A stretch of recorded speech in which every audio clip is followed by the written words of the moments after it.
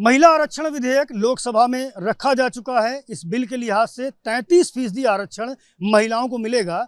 महिलाएं इस बिल को लेकर क्या सोचती हैं, ये जानने के लिए हम लखनऊ के IMIT कॉलेज में आए हुए हैं। ये कई सारे जो स्टूडेंट्स हैं ये बताएंगे हमें, हम इनसे पूछेंगे कि इस बिल का इनको कितना फ़ायदा मिलेगा, ये क्या सोचती हैं कि अगर ये बिल पास हो जाता है, ये कानून बन जाता है, तो जो चुनावों में उनकी हिस्सेदारी मिलेगी उसका बेनिफिट कितना मिलेगा। आपका नाम बता दें सबसे पहले। इशिता, मेरा नाम इशिता है। क्या करती है इशिता?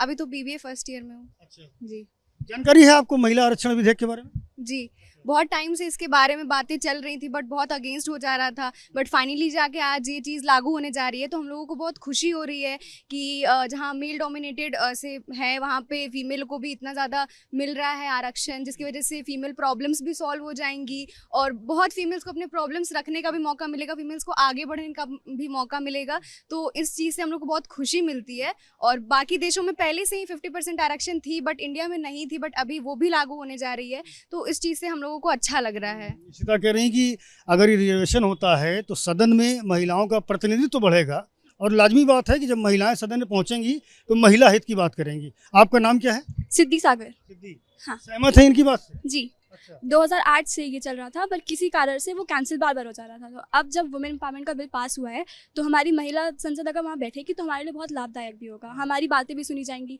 पहले 12% था तो उसमें मेल डोमिनेटेड था तो हमारी बातें ज़्यादा नहीं सुनी जाती थी। अब जब 33% हो जाएगा तो फिर हमारी बातें भी ज़्यादा सुनी जाएंगी। महिलाएं बढ़ जाएंगी विधानसभा में या संसद में तो लाजमी बात है कि वो महिलाओं से जुड़े हुए मुद्दे, महिलाओं के हित की बात करेंगी। आपका नाम क्या है? मिष्टी। मिष्टी जी क्या लगता है इस कानून का फायदा मिलेगा? जी सर, मिलेगा, ज़रूर मिलेगा।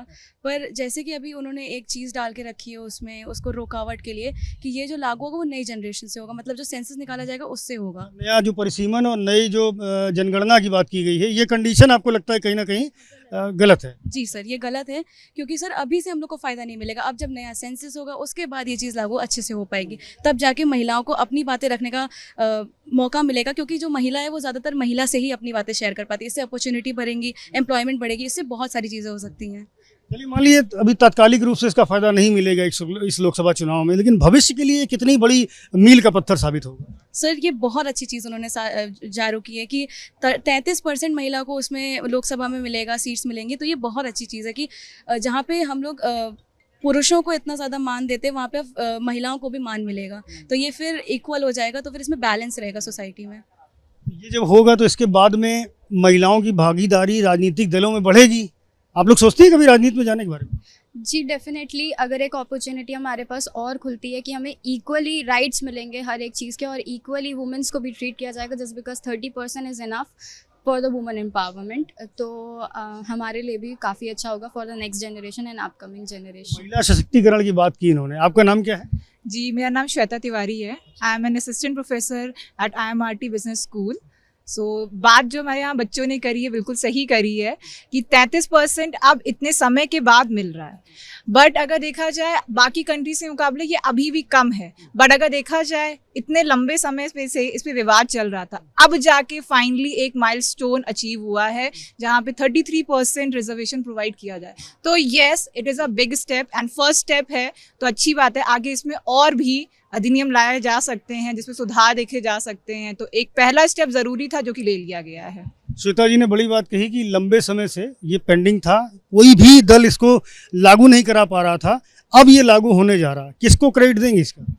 सर ऑब्वियसली हमारे PM नरेंद्र मोदी को, क्योंकि उनके आने के बाद बहुत से ऐसे चेंजेस आए हैं जो कभी पॉसिबल नहीं थे।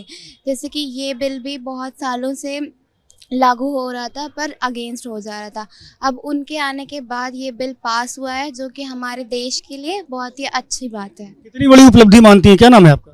कर्णिका। मुझे लगता है ये बहुत बड़ी उपलब्धि है वुमेन्स के लिए, क्योंकि इससे उन्हें उनका एक इक्वल शेयर मिल रहा है। इससे हमें भी बेनिफिट होगा, जैसे फ्यूचर जनरेशन जो आएंगी फीमेल्स की, उनकी एक वैल्यू होगी सोसाइटी में। जैसे कि लोकसभा में मोस्टली मेंस हैं, वुमेन्स की जो परसेंटेज है वो काफ़ी कम है, जैसे 12 है आई थिंक। सो मुझे लगता है कि ये बहुत बड़ी उपलब्धि है। महिलाओं का प्रतिशत बढ़ेगा विधानसभा में, लोकसभा में, फायदा मिलेगा आपको महिलाओं को? यस, मेरा नाम शिखा यादव है। मैं इस बात पे यह कहना चाहूँगी कि इससे हमें वुमेंस को बहुत सारी इक्वलिटी मिल रही है। वुमेंस को आगे बढ़ाने का किसी ने ऐसा सोचा है, ऐसी जो है मान रखी है, वुमेन से ऐसा एक्सेप्ट किया गया है कि हाँ हम ऐसा करेंगे उनके लिए इक्वलिटी मिल रही है। इसलिए हम बहुत खुश हैं कि ये चीज़ होनी चाहिए उनके लिए।